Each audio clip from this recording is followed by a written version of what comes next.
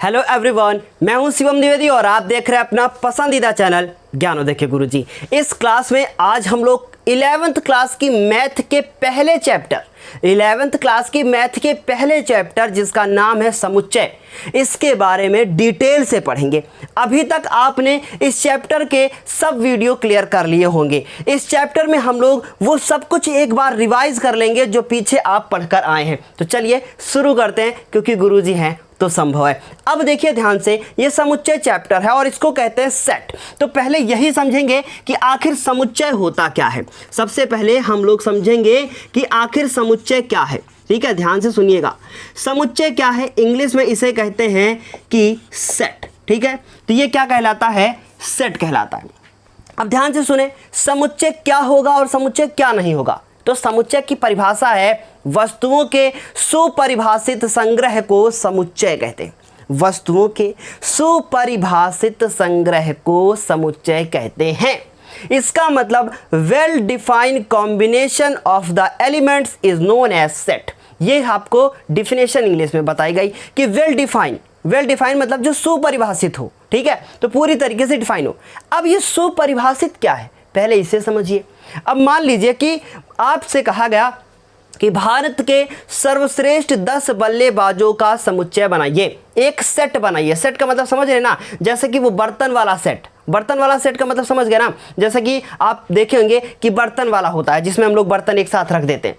तो वैसे समझिए कि किसी भी कोई वस्तुएं हैं उनको एक जगह रख दिया गया है, तो उसको हम लोग कहेंगे सेट और वही कहलाएगा समुच्चय। तो हमसे कहा गया भारत के सर्वश्रेष्ठ 10 बल्लेबाजों का समुच्चय। अब जो ये यहाँ पे वर्ड आया सर्वश्रेष्ठ, ये सर्वश्रेष्ठ वर्ड ने इसको समुच्चय नहीं बनाया। क्यों? क्योंकि आपसे अगर पूछा जाएगा कि भारत के 10 सर्वश्रेष्ठ बल्लेबाज बताइए, तो आपका ओपिनियन अलग होगा और किसी और का ओपिनियन अलग होगा। ये बात समझ में आई कि नहीं आई? तो हम लोग कह सकते हैं कि अगर ये कहा जाता हमसे कि भारत के कोई भी 10 बल्लेबाजों का समुच्चय, तो ये हमारा समुच्चय होता। ठीक है, तो ये बात समझ में आ गई इतनी चीज। तो समुच्चय क्या है, वस्तुओं का सुपरिभाषित संग्रह। अब समुच्चय शब्द किसने दिया था, जॉर्ज कैंटर ने दिया था।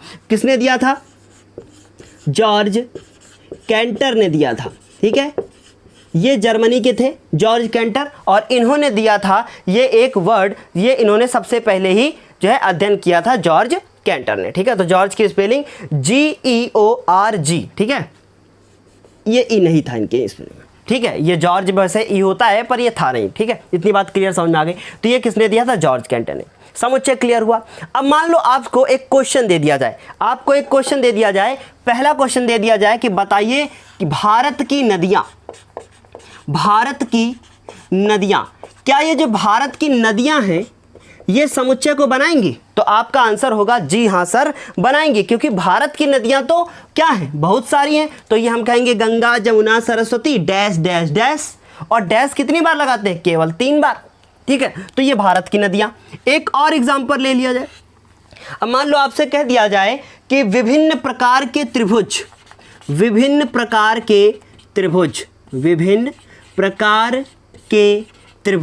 ये भी क्या होगा, ये भी हमारा समुच्चय ही होगा। तो विभिन्न प्रकार के त्रिभुज, समकोण त्रिभुज, समद्विबाहु त्रिभुज, समबाहु त्रिभुज, ये क्या हो गए, सब हमारे क्या है, त्रिभुज हैं, विभिन्न प्रकार के, डैश डैश डैश, बहुत सारे हो सकते हैं। ठीक है, इतनी बात समझ आ गई। अब मान लो आपसे कह दिया जाए, अगर आपसे कह दिया जाए कि 2 से अधिक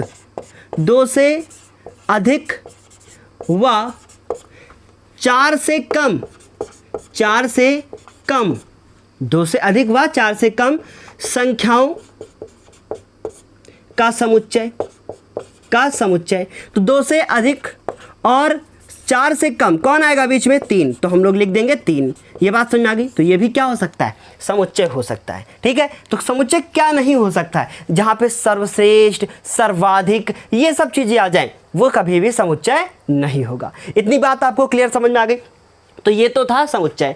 अब ये समुच्चय को, इसमें से कुछ चीज़ें थी। सबसे पहले था हमारा एक n, प्राकृतिक संख्याओं को प्रेजेंट करने के लिए हम लोग यूज़ करेंगे n को। ठीक है, फिर उसके बाद एक था r। ठीक है, r क्या था, r जो हमारा था वो था वास्तविक संख्याओं का समुच्चय, रियल नंबर। ठीक है, वास्तविक संख्याओं का समुच्चय। फिलहाल तो मैं सब कुछ पढ़ा चुका हूं, लेकिन एक बार पूरा रिवीजन करवा रहा हूं, ठीक है, ताकि एक बार में आपको सारी चीजें क्लियर हो जाए, पूरा रिवाइज कर लो, अच्छे से दिमाग में ये बैठ जाए, ठीक है। वास्तविक संख्याओं का समुच्चय। इसी तरीके से यदि आप जेड लिखेंगे, ठीक है, तो जेड के लिए आप लोग क्या लिखोगे? पूर्णांकों का समुच्चय। पूर्णांकों का समुच्चय। पूर्णांक को इंग्लिश में क्या बोलते हैं बताइए जरा? इसको इंटीजर बोलते हैं, ठीक है। पूर्णांकों का समुच्चय। एन हो गया प्राकृतिक संख्याएं। प्राकृतिक संख्या क्या होती है सब पहले भी हमने आपको बताया है, ठीक है, नेचुरल नंबर। फिर वास्तविक संख्याएं, फिर उसके बाद पूर्णांक। ये बात क्लियर समझ में आ गई। एक बात ध्यान रखना, एक चीज ध्यान रखना, जो वास्तविक संख्याएं होती हैं, वास्तविक संख्याएं होती हैं, उन वास्तविक संख्याओं में जीरो भी होता है और ये दो हिस्सों में टूट जाती हैं। एक होता है परिमेय और एक होता है अपरिमेय। Rational and irrational. इर्रेशनल और ये रैशनल, ठीक है। इतनी बात क्लियर समझ में आ गई? क्लियर है ना इतनी चीज? ये हो गई हमारी वास्तविक संख्या। इसी तरीके से अगर हम लोग क्यू को यूज करेंगे, क्यू, तो ये परिमेय संख्याओं का समुच्चय कहलाएगा। परिमेय संख्याओं का समुच्चय। कोई दिक्कत किसी को? मेरे ख्याल से ये आपको इतनी चीज़ें समझ में आ गई होंगी कि ये हमारा समुच्चय क्या है और ये सिंबल्स का मतलब क्या है। अगर मैं यहाँ पे मैं अगर प्लस का सिंबल लगा दूं तो ये धन वास्तविक संख्याओं का समुच्चय हो जाएगा। यदि मैं यहाँ पे प्लस लगा दूं तो धन पूर्णांकों का समुच्चय हो जाएगा, और यहाँ पे प्लस लगा दूं तो धन परिमेय संख्याओं का समुच्चय हो जाएगा, ठीक है। पर प्राकृतिक संख्या में वो हम लोग नहीं लिखेंगे, वो 1 से स्टार्ट होती हैं और इन्फिनिटी तक जाती हैं, ठीक है। इतनी बात क्लियर समझ में आ गई होगी मेरे ख्याल से, ठीक है। तो ये तो हो गया हमारा। अब समुच्चय में और भी बहुत सारी चीज़ें थी, सबका रिवीजन करेंगे एक बार में, ठीक है। वीडियो थोड़ा सा बड़ा होगा पर सब कुछ आप रिवाइज कर लोगे अच्छे से, आपको सब कुछ समझ में भी आ जाएगा, ठीक है। चलो देखो अब आगे देखो। सबसे पहली चीज़, एक सिंबल होता है, इसको बोलते हैं एप्सिलॉन। क्या बोलते हैं? एप्सिलॉन, ठीक है। ये स्पेलिंग होती है इसकी, ये एप्सिलॉन होता है। इसके बारे में जब आप 12th क्लास में जाओगे तो फिजिक्स का जब पहला चैप्टर आप पढ़ोगे तो वहीं पे आप जो है इसके बारे में पढ़ लोगे, ठीक है। ये इसकी स्पेलिंग होती है एप्सिलॉन, ठीक है, एस नहीं होता है। ये बात क्लियर समझ में आ गई? तो ये एप्सिलॉन हो गया।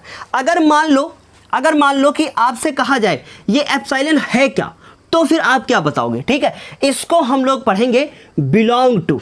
क्या पढ़ते हैं? Belong to. एप्सिलॉन सिंबल का नेम है पर बिलोंग टू पढ़ते हैं। अब मान लो आपसे कह दिया गया कि 1 2 3 4 5 6 7, ठीक है, और समुच्चय को हमेशा रिप्रेजेंट करते हैं अंग्रेजी के बड़े अक्षर द्वारा। पूरा रिवीजन करेंगे इस चैप्टर का।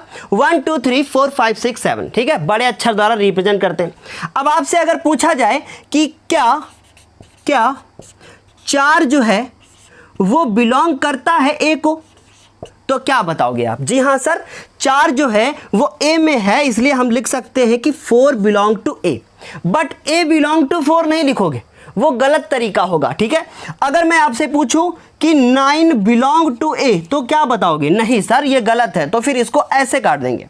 इसको पढ़ेंगे बिलोंग टू, इसको पढ़ेंगे नॉट बिलोंग टू, ठीक है। इसको कह सकते हैं कि 4 ए में उपस्थित है, 9 ए में उपस्थित नहीं है। तो ये हो गया हमारा बिलोंग टू, ठीक है। इतनी बात आपको समझ में आ गई। ये यूनान भाषा से लिया गया था, ठीक है, ये बात क्लियर समझ में आ गई। अब इन समुच्चयों के कुछ रूप होते हैं। एक होता है रोस्टर और एक होता है सारणीबद्ध रूप, ठीक है। ये बात समझ में आ गई ना इतनी चीज? एप्सिलॉन भी समझ में आ गया होगा, ठीक है। चलो अब देखो, अगर नहीं चीज़ें क्लियर हो रही हैं तो इसका मतलब फिर आपको वो वीडियोस दोबारा देखने चाहिए जो इससे पहले की क्लास में हम पढ़ा चुके हैं, ठीक है। ये लगभग 12 वीडियो बनाए हैं इस चैप्टर को क्लियर करने के लिए, और एक वीडियो में सब कुछ रिवीजन करोगे तो फास्ट ही होगा, ठीक है। चलो ये उन लोगों के लिए है जो पिछली क्लासेस को देख कर आए हैं। देखिए जरा ध्यान से सुनिए। पहला, रोस्टर या सारणीबद्ध रूप, ठीक है। कौन सा रूप? रोस्टर या सारणीबद्ध रूप। अब ये क्या होता है, ठीक है। रोस्टर या सारणीबद्ध रूप क्या होता है इसको समझेंगे, ठीक है। अब देखना जरा ध्यान से, मेरी बात को समझना। अब मान लो कि आपसे कहा गया कि एक लाइन लिख दी गई और लिख दिया गया कि संख्या 42 को विभाजित करने वाली संख्याओं का समुच्चय, संख्याओं का समुच्चय, ठीक है। अब ये कह दिया गया कि संख्या 42 को विभाजित करने वाली, अब 42 को कौन कौन काट पाएगा? ये तो 1 से भी डिवाइड हो जाएगी 42, ये 2 से भी हो जाएगी, ये 3 से भी इसका भाग हो जाएगा, 4 से नहीं होगा, 5 से नहीं होगा, 4 से नहीं होगा, 5 से नहीं होगा, 6 से हो जाएगा, 7 से हो जाएगा, 8 के पहाड़े में ये नहीं आता, नहीं होगा, 9 के पहाड़े में नहीं होगा, 10 से भी नहीं होगा, 11 से भी नहीं होगा, 12 से भी नहीं होगा, 13 से भी नहीं होगा, 14 से होगा, और 14 के बाद फिर 21 से होगा, 21 के बाद ये स्वयं 42 से हो जाएगा। तो इस तरीके से हम कह सकते हैं कि 1 2 3 6 7 14 21 और 42 ये सब क्या है? ये इसका रोस्टर रूप है। इसको हम लोग क्या कहेंगे? रोस्टर रूप। ये हमारा क्या है? रोस्टर रूप। क्या ये बात समझ में आई? ये इसका क्या कहलाया? रोस्टर रूप कहलाया। इसी तरीके से ये मैं उदाहरण ले रहा हूं, ध्यान से समझना, ठीक है। अब मान लो कि मैं एक और उदाहरण लूं, ठीक। हम लिख दें यहां पर अंग्रेजी वर्णमाला के स्वरों का समुच्चय, ठीक है, स्वरों का समुच्चय। अब अंग्रेजी वर्णमाला में कौन कौन से स्वर आते हैं? ए, आई, ई, ओ, यू, ठीक है। ये हमारे 5 हो गए, ए, आई, ई, ओ, यू। तो ये हो गया अंग्रेजी वर्णमाला के स्वरों का समुच्चय। और ये जो लिखा गया है, ये लिखा गया है इसका रोस्टर रूप। कौन सा रूप? रोस्टर रूप, ठीक है। ये बात समझ आ गई। इसका मतलब रोस्टर रूप की एक खास बात है, इसमें जितने भी एलिमेंट्स होंगे उनको कॉमा लगा लगा के लिखेंगे। क्या लगा के लिखेंगे? कॉमा लगा के लिखेंगे। उसके बाद पीछे एक ब्रैकेट का इस्तेमाल करेंगे। कौन सा ब्रैकेट का इस्तेमाल करेंगे? मंझला ब्रैकेट का इस्तेमाल करेंगे। आगे पीछे ये ब्रैकेट बंद कर दिया जाएगा, ठीक है। ये बात समझ में आ गई। तो सारणीबद्ध रूप भी आपको समझ में आ गया होगा। अब सारणीबद्ध रूप के बाद अब मान लो इन्हीं सब का आपसे बोला जाए कि इनका जो ये मैंने लिखा है, ठीक है, जो ये मैंने लिखा है इन्हीं का सारणीबद्ध रूप तो हो गया, जिसको जिसको मैंने क्या बोला? रोस्टर या सारणीबद्ध। अब लिखेंगे समुच्चय निर्माण रूप। क्या लिखेंगे? समुच्चय निर्माण रूप। तो देखो अब दूसरा लिखेंगे। दूसरा क्या है? समुच्चय निर्माण रूप। समझ लेना अच्छे से, समुच्चय निर्माण रूप। अब समुच्चय निर्माण रूप क्या है? समुच्चय निर्माण रूप देखो, संख्या 42 को विभाजित करने वाली संख्याओं का समुच्चय। अब संख्या 42 को विभाजित करने वाली संख्याएं कौन कौन सी थी? वो हमारी जो मैंने यहाँ पे लिखी थी वो सारी संख्याएं थी, ठीक है, नहीं थी। अगर इसी का मैं अगर लिखूं तो कैसे लिखूंगा? देखो, लिखूंगा कि a इक्वल टू x, फिर उसके बाद ये सिंबल लगा दिया जाएगा, सेमीकोलन। कॉलन का सिंबल लगाएंगे, सेमीकोलन नहीं है, सेमीकोलन ऐसे होता है, ऐसे, ठीक है। ये कॉलन है, ठीक, कोलन जिसको बोलते हैं, ऐसे ये लिखा जाता है, ठीक। समझ में आ रही इतनी चीज़ें?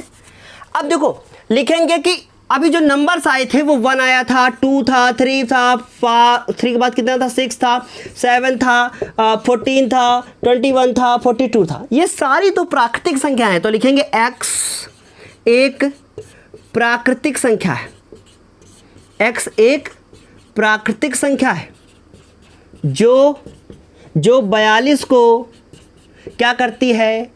विभाजित करती है। ये इसका कौन सा रूप कहलाएगा?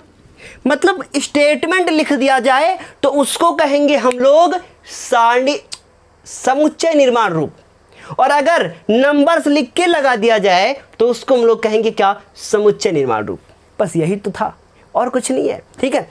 ये बात समझ आ गई। अब देखो इसको समझो, ये क्या लिखा है? लिखा है अंग्रेजी वर्णमाला के स्वरों का समुच्चय। तो देखो क्या लिखेंगे? लिखेंगे कि ए, ठीक है, आप चाहो तो वॉवेल्स हैं तो आप इनको वी लिख सकते हो, तुम्हारी मर्जी, कुछ भी लिखो, ठीक है। अब ये वॉवेल्स को वी से लिखा जाता है ना। अब देखो ये हो गया, लिखेंगे एक्स एक क्या है? अंग्रेजी वर्णमाला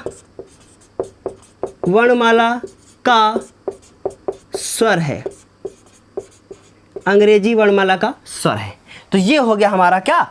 ये कौन सा रूप कहलाएगा? समुच्चय निर्माण रूप। उम्मीद है इतनी चीज़ें समझ में आई होंगी। देखो अब ये हो गए हमारे कौन से समुच्चय निर्माण रूप और ये समुच्चय के लिखने के नियम मैंने बता दिए, कुछ रूल्स थे जिनको मैंने एक्सप्लेन कर दिया। अब देखो जरा ध्यान से, इसके बाद इस चैप्टर में क्या है, अब है रिक्त समुच्चय। क्या है? रिक्त समुच्चय। तो हेडिंग डालेंगे हम लोग, लिखेंगे रिक्त समुच्चय। अब ये रिक्त समुच्चय क्या होता है? रिक्त समुच्चय क्या है? इसको इंग्लिश में बोलते हैं एम्प्टी सेट। Empty set. अब ये एम्प्टी सेट क्या है, इसको जरा ध्यान से समझो। देखो, एक ऐसा समुच्चय जिसमें कोई अवयव हो ही ना, एक ऐसा समुच्चय जिसमें कोई अवयव ना हो। अब कैसे?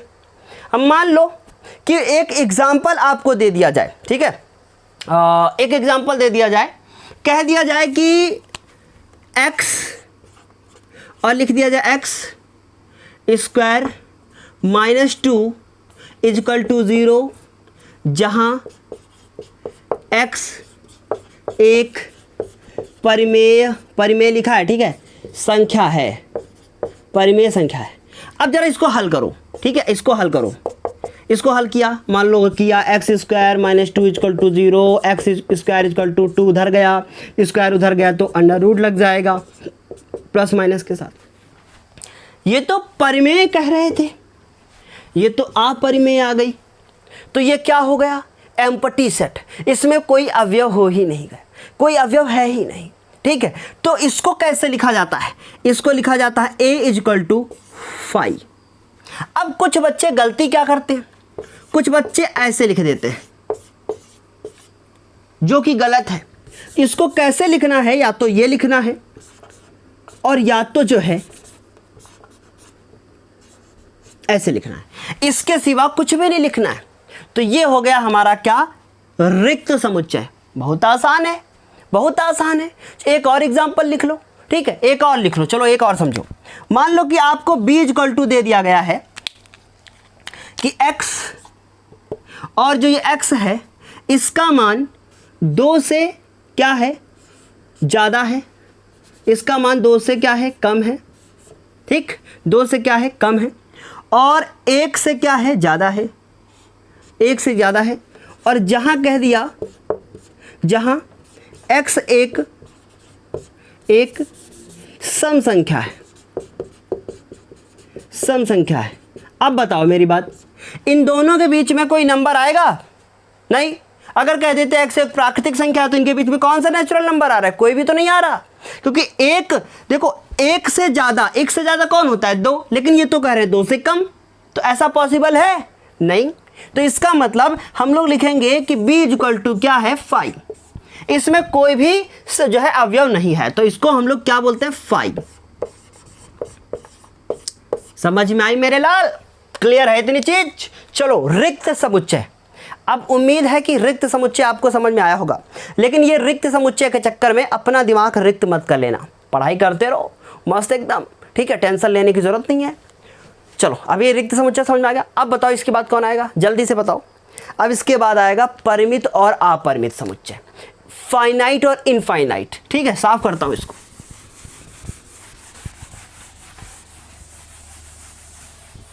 चलो, इसके बाद देखो, इसके बाद है परिमित। सारी आज मैं समझा दूंगा, परिमित व अपरिमित समुच्चय, ठीक। इंग्लिश में इसको बोलते हैं फाइनाइट एंड इनफाइनाइट।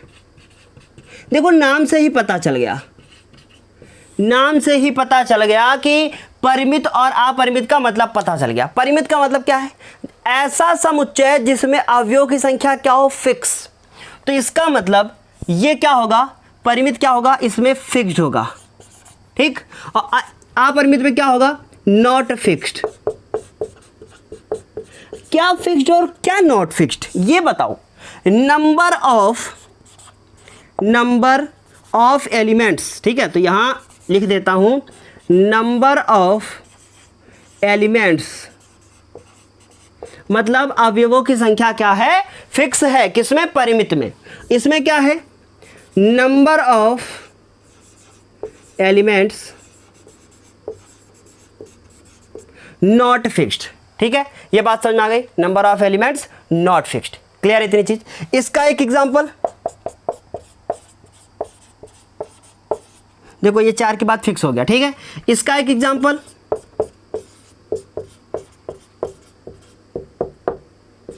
खत्म। मतलब ये फिक्स नहीं है, ये चलेगा अनंत तक, और ये फिक्स है, ये यहीं पे खत्म। तो परिमित भी समझ में आ गया होगा मेरे ख्याल से। ठीक है, इसमें भी किसी को समस्या नहीं हुई होगी। अब देखो इसके बाद इक्वल, इसका मतलब समान समुच्चय क्या होता है। ठीक है, इक्वल एंड अनइक्वल। तो पहले हम इक्वल समझेंगे। इक्वल देखो क्या बोलता है। ठीक है, कौन सा समुच्चय? समान समुच्चय। इसको क्या बोलते हैं? Equal sets. अब इक्वल सेट्स क्या होते हैं देखो जरा ध्यान से समझो। दो ऐसे समुच्चय जिनमें अवयवों की जो संख्या है, नहीं संख्या नहीं, दो ऐसे समुच्चय जिनमें अवयव समान हो, जिनके सभी अवयव समान हो, अवयवों की संख्या नहीं। इसका क्या मतलब हुआ? इसका यह मतलब हुआ कि मान लो a इक्वल टू दे दिया गया है 2, 4, 6, फिर b इक्वल टू दे दिया गया है 4, 2, 6। ठीक, तो हम कह सकते हैं कि yes a equal to b। ये हम कह सकते हैं कि a जो है वो b के क्या है, बराबर है।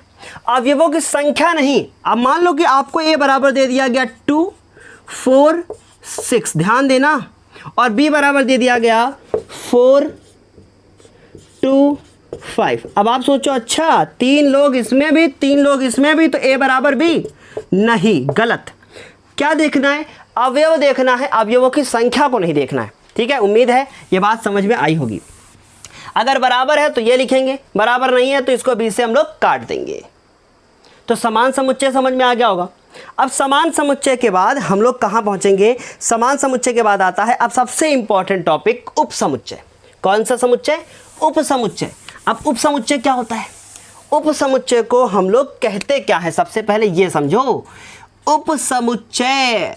उपसमुच्चय, उपसमुच्चय क्या होता है? इसको अंग्रेजी में कहते हैं सबसेट्स। सबसेट्स। अब ये क्या होता है? ये क्या होता है इसको देखो। अब मान लो कि आपके पास एक कोई समुच्चय दिया है। ठीक है, अब मान लो कि आपके पास कोई एक समुच्चय है जिसमें 1, 2, 3, 4, 5 ये नंबर लिखे हैं। एक दूसरा समुच्चय है, इसका नाम मैंने रखा A, इसका नाम रखा मैंने B।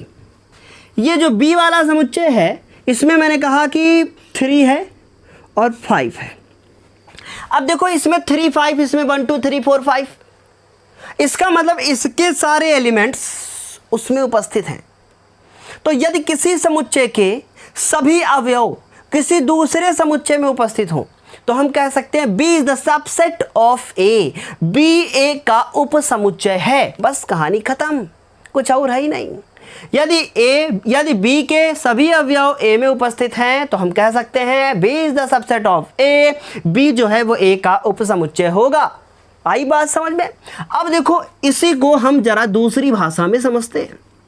1, 2, 3, 4, 5 ये सारे थे हमारे A के। ठीक है, B के कौन थे? 3 था एंड 5 था। समझ लेना बस, बाकी कॉन्सेप्ट समझ गए तो फिर आपसे गलती कभी नहीं होगी। ये वीडियो केवल आपको कॉन्सेप्ट देकर जाएगा, बाकी कुछ नहीं। एक्सरसाइज आपको हमारे इस वीडियो के डिस्क्रिप्शन बॉक्स में प्लेलिस्ट है, वहां जाके आप सब कुछ देख सकते हैं कि क्वेश्चन हल कराएं। ठीक है, चलो अब मान लो कि मैं देखूंगी तो मैं लिख सकता हूं B के सभी अवयव मतलब समझते हो ना, जो इसमें बैठे हैं छोटे छोटे, A में उपस्थित हैं। A में उपस्थित हैं क्या है? इसलिए B A का उपसमुच्चय है। उपसमुच्चय है, बस खत्म। तो अब इसको लिखा कैसे जाएगा? इसको लिखा जाएगा B सबसेट है A का। B जो है वो A का सबसेट है। सबसेट का सिंबल आप ध्यान से देख लो, इस तरीके से सबसेट का सिंबल बनाना है और ये सिंबल होता है बिलोंग टू का, ये हमारा होता है किसका सिंबल, सबसेट का, उपसमुच्चय को दर्शाने का ये सिंबल होता है। मेरे ख्याल से ये बात समझ में आपको आ गई होगी, ठीक है। ये आप लिख सकते हो, पर ये नहीं लिख सकते हो कि बी ए जो है वो बी का समुच्चय है, ये गलत तरीका होगा लिखने का, ये सही तरीका है लिखने का, ठीक है। ये बात समझ में आ गई। अब इन केस मान लो कि आपको ये सब कुछ दे दिया गया और उसके बाद जो b है वो अब ये 3 और 5 नहीं दिया गया, अब दिया गया b इक्वल टू 3 और 6। तो आप यहाँ पे लिखोगे कि चूंकि, कितना अच्छा लग रहा है देखो, चूंकि ऐसा नहीं अच्छा लग रहा है, अब बढ़िया लगेगा इससे, है ना, बढ़िया, खूब मज़ा आ रही है देखने में आपको। ये बड़ी बड़ी आँखें, ये इनकी नाक, ये इनका प्यारा सा ओठ, और ये इनका गोल गोल चेहरा, और ये इनके बड़े बड़े बाल, वाह नेमो वाह। चलो देखो, ठीक, मिटा दूँ मैं इसको, 3 और 6। सो अब हम लोग लिखेंगे कि बिकॉज 6 जो है वो ए को बिलोंग नहीं करता, ए को बिलोंग नहीं करता, इसलिए बी जो है वो सबसेट नहीं है ए का, इसको भी काट दिया जाएगा। ये है लिखने के सही तरीके। क्लियर है, इतनी चीज़ समझ में आई। 6 जो है वो ए में नहीं है, इसलिए ये इसका सबसेट नहीं है, ठीक है। क्लियर है इतनी चीज़। अब ये समझ में आ गया उपसमुच्चय क्या होता है। अब हम देखेंगे उपसमुच्चय के बाद समुच्चय अंतराल रूप। समुच्चय, ये सबसे ज़्यादा इंपॉर्टेंट है, समुच्चय अंतराल रूप। अब इसको देखो, ठीक, ये 4 टाइप में डिवाइड होगा, 4 टाइप में।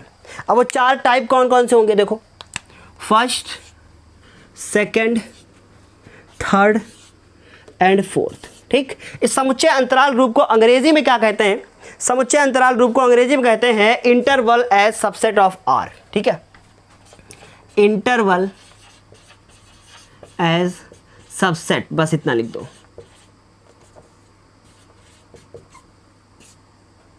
ठीक।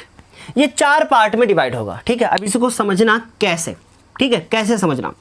अब मान लो कि आपको एक एग्जाम्पल दे दिया गया, वो एग्जाम्पल क्या दिया गया है, मान लो आपसे कहा गया कि x जो है वो x जो है, जो x है वो इधर मान लो कह दिया गया कि 5 और इधर कह दिया गया आपसे 2, ठीक, याद रखना, अभी देखना समझना मेरी बात। दूसरा एग्जाम्पल बोल दिया गया कि जो 2 है वो x से छोटा भी है और x के बराबर भी है, लेकिन जो 2 है, जो 5 है, वो x के ये तरीका दे दिया गया, इसमें ये सिंबल नहीं लगाया गया, या मान लो यहाँ से हटा दिया गया। तो ये क्या कह रहा है कि x का जो मान है वो 2 से ज़्यादा है और 2 के बराबर भी है, x का जो मान है वो 5 से छोटा है और 5 से बराबर भी है। ये कह रहा है कि x का जो मान है वो 2 से बड़ा है, x का जो मान है वो 5 से कम है। यहाँ शायद आई थिंक मैंने कुछ गलत बोल दिया क्या, ये समझ में आ गया ना कि x का मान 2 से ज़्यादा भी है और 2 के बराबर भी है, ठीक है, क्लियर। अब मान लो आपसे कह दिया जाए कि जो x का जो मान है वो 2 के, ध्यान से समझना, वो 2 से ज़्यादा है और 5 से कम भी है और 5 के बराबर भी है, एक ये तरीका। फिर कह दिया जाए x का जो मान है वो 5 से कम है, 2 से ज़्यादा है लेकिन 2 के बराबर भी है। मतलब देखो ये 4 टाइप के अलावा और कोई टाइप नहीं बन सकता। बन सकता है? नहीं बन सकता। तो इसको अब लिखोगे कैसे, इसको लिखोगे कैसे, इसको कैसे लिखोगे, इसमें कौन कौन से अवयव आएंगे। मान लो ये कह दिया गया कि ए इक्वल टू, कौन से अवयव आएंगे बताओ, 2 आएगा, 3 आएगा, 4 आएगा और 5 आएगा। ये आएगा कि नहीं आएगा बताओ, ये आएंगे। तो ये हो जाएगा हमारा ऐसे, ठीक, ये इसका समुच्चय हो जाएगा। जबकि इसको जब लिखोगे तो x का मान, अच्छा ये आप सोच रहे होंगे कि सर इसमें ये 2 क्यों आया, क्योंकि देखो 2 के बराबर है। 5 क्यों आया, क्योंकि 5 के बराबर का चिन्ह लगा। इनका मतलब समझते हो ना, जैसे कहा गया x का मान ये 2, तो इसका मतलब 2 से कम है, 2 नहीं है, 2 से कम है। अगर मैं कह दूँ ये तो इसका मतलब x का मान 2 से कम भी और 2 के बराबर भी है। समझ में आई इतनी चीज़? चलो अब इसको कैसे लिखोगे? इसमें देखो 2 नहीं आएगा तो 3 आएगा, 4 आएगा, और नहीं आ सकता कुछ भी। ठीक, इसमें देखो, इसमें क्या होगा? 2 नहीं आएगा, 3 आएगा, 4 आएगा, 5 आएगा। ठीक, इसको देखो, इसमें क्या होगा? 2 होगा, 3 होगा, 4 होगा। अब आप देख लो, सिंबल ने सारी कहानी बदल दी, चारों अलग अलग टाइप के हो गए, चारों अलग अलग टाइप के हो गए। ठीक है, तो जो ये वाला आपको दिख रहा है, ये वाला, इसको बोलते हैं, ये जो आपको ये दिखा, इसको बोलते हैं बंद अंतराल या संवृत। इसको क्या बोला जाता है? संवृत। और उसको जो आपको वहां वो दिख रहा है, उसको बोलते हैं विवृत। ठीक है, इसको क्या बोलते हैं? संवृत।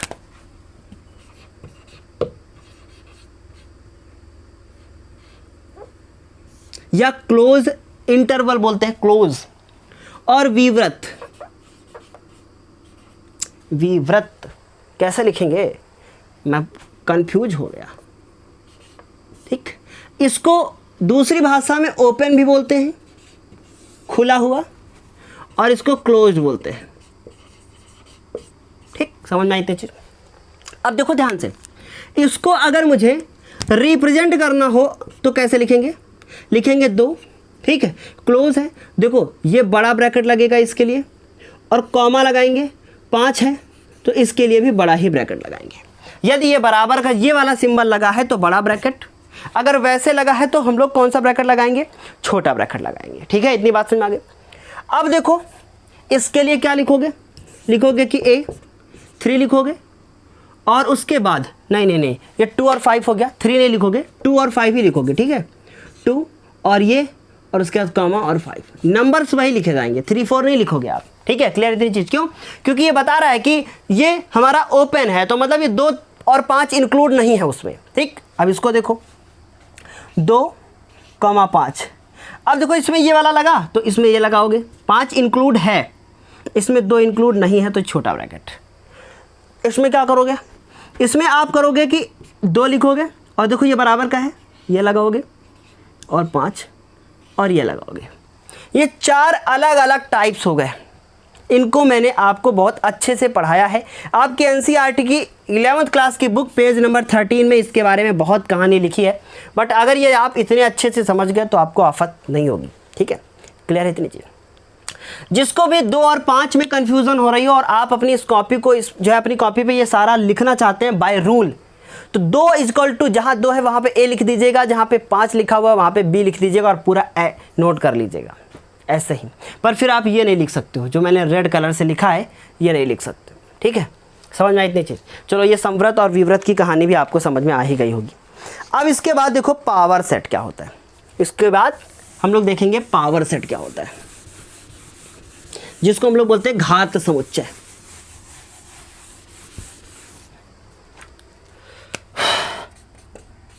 घात समुच्चय अंग्रेजी में कहते हैं इसको पावर सेट। ठीक, अब ये पावर सेट होता क्या है इसे समझेंगे। अब देखो इसको कैसे समझेंगे। ठीक है, अब मान लो कि आपको एक समुच्चय दिया गया है, A = 1 दिया गया है, और 1 के साथ साथ 2 दिया गया है। ठीक, 1 के साथ 2 दिया गया। अब इस A का उप समुच्चय निकालो, A के उप समुच्चय। अब देखो जो सारी चीज़ें हैं सब मैं क्लियर कर दूंगा, एक एक हेडिंग बता दूंगा। A के उप समुच्चय निकालो। सबसे पहले कौन कौन से उप समुच्चय होते हैं? देखो एक चीज़ नोट कर लो, फाई जो होता है, फाई वो सारे समुच्चयों का उप समुच्चय होता है। तो शुरुआत कहाँ से होगी? फाई से, फिर 1, फिर 2, फिर 1 और 2। फाई इसमें है, 1 इसमें है, 2 इसमें है, 1 2 इसमें है। ये एक तरीका हो गया। ठीक है, अगर इसको 2 1 लिखोगे तब भी कोई फर्क नहीं पड़ेगा, पर लिखा एक ही तरीके से आएगा। तो हमने A के उप समुच्चय निकाल दिए। ठीक है, अब मान लो इसी का मुझे घात समुच्चय बनाना हो, ध्यान से समझना कैसे बता रहे हैं। तो हम लोग क्या करेंगे, ए के जितने उप समुच्चय निकले हैं उनका समुच्चय निकाल देंगे। तो कैसे निकलेगा फिर देखो, देखो कहानी देखो, कहानी इनका उपसमुच्चय निकाल दो। अब इनका उपसमुच्चय कैसे निकलेगा, किसी भी लो ए के उपसमुच्चय दिए थे, हमने घात समुच्चय बनाने के लिए इनके उपसमुच्चयों को एक समुच्चय बना दिया। समुच्चय बनाने के लिए कुछ नहीं करना है, सबको इकट्ठा करो, ब्रैकेट लगा लो, बंद करके धर लो, बस हो गया उपसमुच्चय। ठीक है, तो हमने क्या करता है, हमने कहा कि जब भी कोई भी समुच्चय दिया हो तो उसके उपसमुच्चय निकाल लो और उनका समुच्चय बना लो। तो उसको क्या कहेंगे, घात समुच्चय। परिभाषा क्या हुई कि अगर कोई भी समुच्चय हो, यदि किसी समुच्चय ए के उप समुच्चयों का समुच्चय निकाला जाए तो उसे घात समुच्चय कहेंगे। उसे क्या कहेंगे, घात समुच्चय कहेंगे। ठीक, if A is taken as a set then the set of the subsets of the A is called power set. ठीक है, ये बात समझ आ गई। अब मान लो कि आपको ये निकालना हो कि इसमें कितने सारे हैं, और हाँ, घात समुच्चय को P से लिखा जाता है, P से, और जिसका निकाला गया है उसी का, तो PA। ठीक, A का घात समुच्चय, पावर सेट ऑफ A। ठीक है, क्लियर। अब मान लो इसमें कितने अवयव हैं, 1 2 3 4। अब इनकी नंबर निकालना हो तो यह एक फॉर्मूला होता है, नोट लिख लो उसको, इस पे क्वेश्चन है आपकी बुक में। देखो, यदि A में कितने अवयव थे, 1 2 लिखा, पर ये तो गलत तरीका लिखने का, तो हम लिखेंगे नंबर ऑफ ए। अगर number of A is equal to कितने हैं, 2, तो हम कह सकते हैं कि पी ए इजकल टू क्या हो जाएगा, 2 की पावर 2, और आंसर कितना आ जाएगा, 4। ठीक, लेकिन हम इसको फॉर्मूला बना रहे हैं तो हम इस 2 की जगह पे m लिख ले, और जो ये 2 था इसकी जगह पे m लिख ले, ये इसका फॉर्मूला बन गया। आई बात समझे, नहीं समझ में आई, देखो जरा फिर से समझो। यदि a बराबर दिया होता 1 2 3, तो हम लोग इसके उपसमुच्चय निकालते तो क्या क्या निकालते, पहले तो 5, फिर 1, ठीक, फिर 2, फिर 3, फिर 1 2, फिर 1 2 के बाद फिर क्या होता, 2 3, फिर 1 3, मैं यहाँ लिख रहा हूँ, ठीक है, 1 3, फिर उसके बाद 1 2 3, गिनो इनको, 1 2 3 4 5 6 7 8। ठीक, अब ये हो गया। अब मैं इनका पावर निकालने जा रहा हूं ना, तो इनके बगल में किनारे ब्रैकेट लगा दे, पर ये देखो नंबर लगा लेना आगे ऐसे। ठीक, नंबर लगाना जरूरी है, तो आप चाहो तो इसको बड़े ब्रैकेट में बंद कर सकते हो। ठीक है, अब देखो मैंने इनके ब्रैकेट लगा दिया। अब इनको गिनो, 1 2 3 4 5 6 7 8, ये कितने थे, 3। तो अगर ये कितने हैं, यदि इसका मतलब number of A equal to कितना है, 3, तो number of P A equal to कितना हो जाएगा, 2 की पावर 3, गिन लो कितना, 8। देखो गिनो, 8 है। ये है कहानी, ठीक है, पावर सेट की। तो उम्मीद है पावर सेट भी समझ में आ गया होगा। अब हम लोग देखेंगे कि समुच्चयों के कुछ ऑपरेशन होते हैं। ऑपरेशन का मतलब समझते हो ना। अब ऑपरेशन वो नहीं है जो वो मेडिकल वाला, पेट का चीर फाड़ कर डाला, वो सब नहीं है। देखो क्या है, अब कुछ चीज़ें हमें समझनी है। पहली चीज़ है कि समुच्चयों में हम लोग कुछ ऑपरेशन करेंगे। उनमें से पहला होगा सम्मिलन।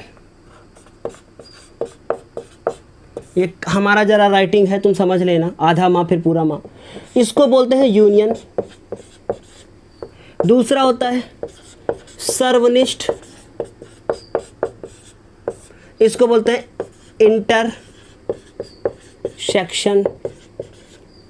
तीसरा होता है अंतर, जिसको हर बच्चा जानता है कि अंतर को डिफरेंस बोलते हैं। ठीक है, 1:06 हो गया है। सम्मिलन, सर्वनिष्ठ और अंतर। ठीक है, इतनी बात समझ आ गई। इनको पहले समझेंगे कि आखिर ये होते क्या। ठीक है, समझना। सबसे पहले सम्मिलन। ठीक, अब मान लो ए बराबर दिया हो कुछ भी और बी बराबर कुछ भी दिया हो। ठीक, ए बराबर दिया हो 1 2 3, बी बराबर दिया हो 1 3 5, और मुझसे कहा जाए कि ए व बी का सम्मिलन निकालो, तो ए और बी के सम्मिलन को पहले तो किससे लिखा जाता है, उसको देखो, उसको लिखा जाता है यू से। किससे लिखा जाता है, यू से। बट इस यू में आप कभी भी ये नहीं लगाओगे, ये यूनिवर्सल को रिप्रेजेंट करता है, ठीक। और ये ऐसे, तो इसका मतलब अगर निकालना हो तो हम क्या करेंगे, देखेंगे पहले कौन कौन कॉमन है। कौन कौन कॉमन है बताओ, एक एक, दो ना ना ना ना, तीन तीन, ठीक है। तो एक कॉमन, तीन कॉमन, दो नहीं कॉमन और पांच नहीं कॉमन। ये हो गया हमारा क्या, ए यूनियन बी। अब मान लो इसी को हम वेन आरेख में बनाना चाहें तो मान लो ये ए हो गए, ये हमारे बी हो गए, ठीक है, ए हो गया, ये बी हो गया। ए में कौन कौन था, 1 था, 2 था, 3 था। इसमें कौन था, 1 था, 3 था, 5 था। अब मान लो हम ए और बी ये निकालना चाहें, ये हम निकाले जा रहे हैं ए यूनियन बी। तो क्या करेंगे, लिखेंगे, देखो पहले कॉमन कौन कौन था, एक था, तीन था, एक और तीन, तो बचा कौन, इसमें दो बचा और इसमें कौन बचा, 5। देखो अब मैं आपसे पूछूं कि ए में कौन कौन है तो आप क्या बताओगे, सर ये ए वाला है, बोला है, एक है, तीन है, दो है। इसमें मैं पूछूं तो एक है, तीन है, 5 है, तो ये बी का हो गया। ये पूरा जो आपको दिख रहा है, ये पूरा जितना ये दिख रहा है, ये सब क्या है, ए यूनियन बी है। क्लियर है इतनी चीज़, समझ में आई बात। तो क्या पढ़ा हम लोगों ने सम्मिलन में, हम लोग देखते हैं क्या, जो पहले कॉमन है उसको एक बार लिख लेते हैं, फिर उसके बाद जो बच जाता है उसको एक बार लिख लेते हैं। ये सम्मिलन की कहानी है, ठीक है। अब सम्मिलन के बाद आ जाते हैं सर्वनिष्ठ में। शॉर्ट टाइम रिवीजन है ये, समझ लो। सर्वनिष्ठ, सर्वनिष्ठ क्या होता है, इंटरसेक्शन जिसको बोलते हैं, ठीक। इंटरसेक्शन में आप लोग याद कर लो, अगर किसी का इंटरसेक्शन निकालना है तो समझ लो कॉमन लेना है, ठीक है। इंटरसेक्शन देखो जरा, इसमें क्या होता है। अब मान लो कि आपके पास कोई ए है और आपके पास कोई बी है, आपने ए और बी को मिलाया। इनमें से अगर हम देखें तो इनमें से कॉमन वाला हिस्सा जो कौन सा है, ये वाला, ये वाला हिस्सा कहलाता है ए इंटरसेक्शन बी। अब देखो ये मैंने कुछ एक सिंबल बनाया यूनियन के लिए, मैंने कौन सा सिंबल बना दिया था यूनियन के लिए, ये इंटरसेक्शन के लिए और डिफरेंस के लिए ये, ठीक। अब ये हो गया हमारा, समझ में आई इतनी चीज़। एक एग्जांपल लेके समझो, मान लो ये और ये, ठीक, वही एग्जांपल, ए बराबर 1 2 3, आई थिंक यही था, बी बराबर 1 3 और 5, यही था। अब देखो इन दोनों में कॉमन कौन है, एक कॉमन है और 3 कॉमन है। तो ये वाला जो हिस्सा कहलाया, ये कहलाया हमारा ए इंटरसेक्शन बी, ठीक। अब मुझे अगर ए इंटरसेक्शन बी निकालना होगा तो हम लिखेंगे 1 है, 3 है, ये हो गया, ठीक। इतनी बात समझ में आ गई इंटरसेक्शन में क्या होता है। अब इंटरसेक्शन के बाद कहाँ पहुँचेंगे हम लोग, सर्वनिष्ठ में पहुँचेंगे, सॉरी अंतर में पहुँचेंगे। अब अंतर देखो क्या होता है, डिफरेंस क्या होता है, ठीक है। ए और बी, मान लो ए और बी दो अवयव दिए हैं, ठीक है। ए और बी दो अवयव दिए हैं।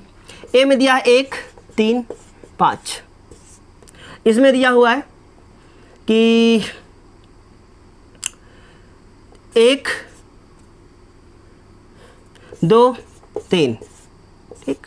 और आपसे बोला गया है कि ए और बी का अंतर निकालो। तो इसका मतलब क्या होता है, ए के वो सभी अवयव लिखने हैं जो बी में ना हो।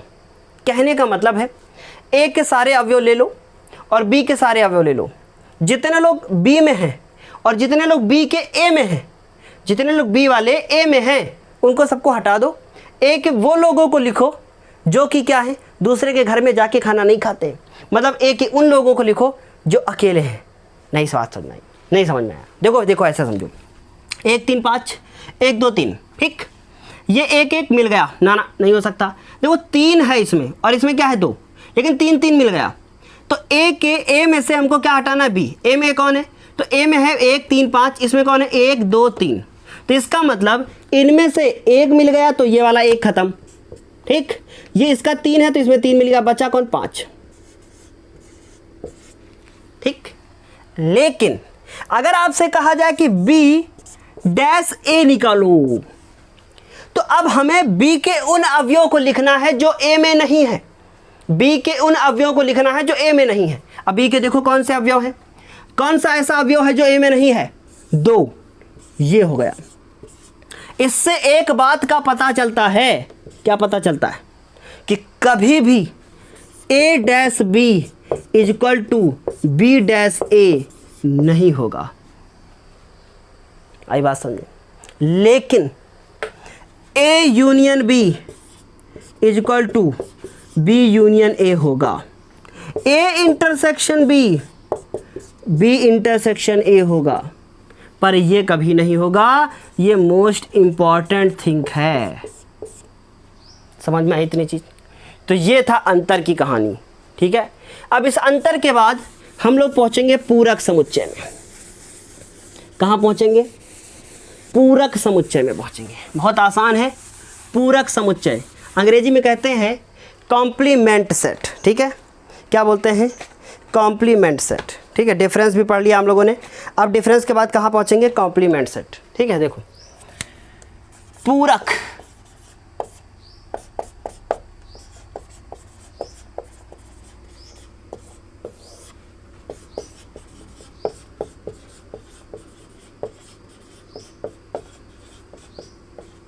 देखो अगर मान लो कि आपको एक समुच्चय दे दिया गया है जो क्या है? सार्वत्रिक है। सार्वत्रिक क्या होता है? सार्वत्रिक समुच्चय वो समुच्चय होता है जिसमें क्या होते हैं? सभी अवयव होते हैं। अब इसको ऐसे ही समझ लो, सार्वत्रिक समुच्चय को ऐसे लिखा जाता है U से,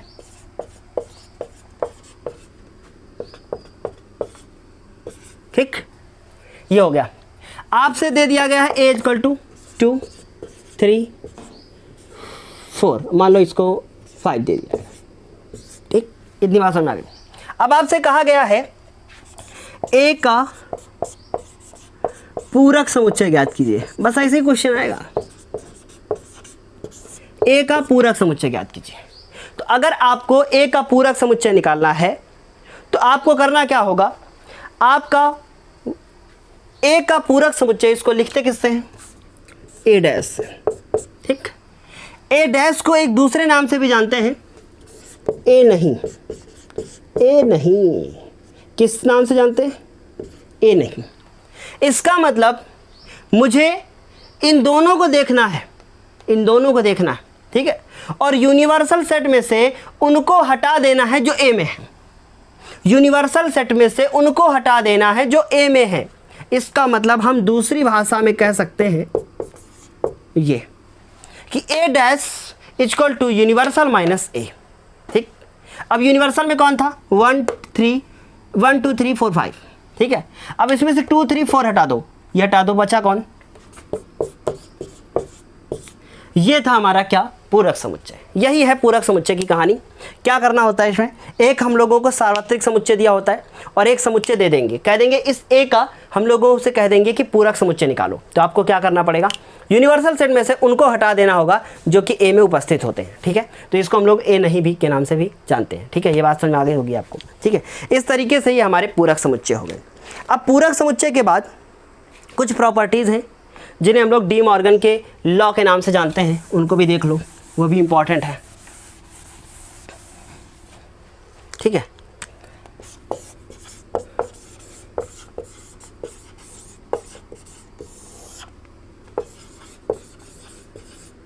देखो अगर डी मॉर्गन बहुत ज़्यादा इम्पॉर्टेंट है।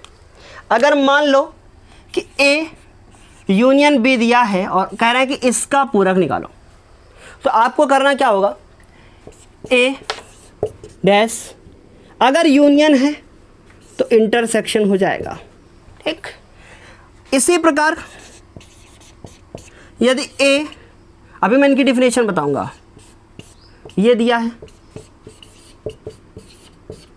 तो ये हो जाएगा। हम कह सकते हैं कि A व B का पूरक, A व B के सम्मिलन का पूरक समुच्चय, A व B के सम्मिलन का पूरक समुच्चय A के पूरक और B के पूरक के सर्वनिष्ठ के बराबर होता है। इसको क्या पढ़ सकते हैं? A व B के सर्वनिष्ठ का पूरक समुच्चय A के पूरक और B के पूरक के सम्मिलन के बराबर होता है। ये डी मॉर्गन के 2 लॉ थे, ठीक है, ये भी आपको समझ में आ गया होगा। अब इसके बाद फिर अब क्या आता है, इसके बाद कुछ और कहानी आती है, वो कहानी भी हम समझेंगे। ठीक है, एक और फार्मूला है फिर ख़त्म सब।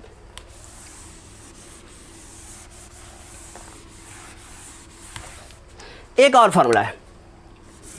फार्मूला है कि यदि आप लोग फार्मूला देख रहे थे ना, पूछ रहे थे सर सारे फार्मूले उसमें आ जाएं और सब कुछ आ जाए। देखो जरा ध्यान से, अगर ए यूनियन बी निकालो, ठीक है, और इसके नंबर्स निकालो, तो number of A is equal to plus number of B minus number of A intersection B. ये एक फार्मूला है जिसके ऊपर 1.6 एक्सरसाइज पूरी बेस्ड है आपकी बुक की। ठीक, तो यही सारे थे कुछ फार्मूले और यही सब कुछ था जिसको मैंने आपको ये कुछ वीडियोस में बता दिया, और इसी तरीके से हमने पूरी जो है मैथ की ये हम लोगों ने चैप्टर को ख़त्म कर लिया। अब हम लोग इसके बाद चैप्टर नंबर 2 को स्टार्ट करेंगे कल से, और चैप्टर नंबर 2 का नाम है रिलेशन एंड फंक्शन, संबंध और फलन। उम्मीद है ये चैप्टर आपको बेहतर समझ में आया होगा। आपसे एक निवेदन है कि यदि आपको ये चैप्टर बेहतर समझ में आया है तो प्लीज़ इसे शेयर करना मत भूलिएगा। साथ ही साथ अपने दोस्तों को भी बता दीजिएगा कि हम लोग 11th क्लास की मैथ, फिजिक्स इन सबको पढ़ रहे हैं। और साथ ही साथ आप मुझे अनअकैडमी पे भी फॉलो कर सकते हैं, जिसकी लिंक नीचे डिस्क्रिप्शन बॉक्स में दी हुई है। धन्यवाद, बेस्ट ऑफ लक।